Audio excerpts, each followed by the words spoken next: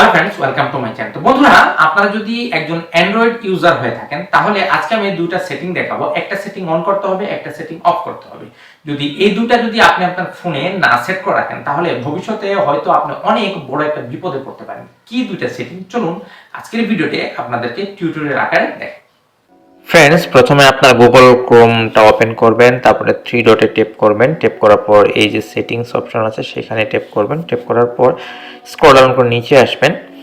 তো scroll down করে নিচে আসার পর যে প্রাইভেসি এন্ড সিকিউরিটি আছে সেখানে টেপ করবেন। টেপ করার পর একটু স্ক্রল ডাউন করে নিচে আসবেন। দেখুন এখানে লেখা আছে always use secure connection.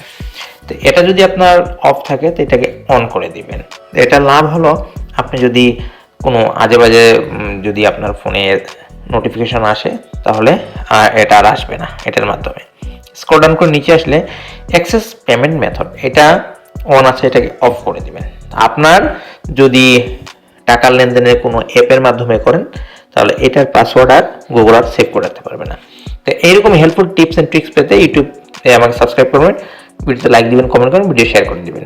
Thank you.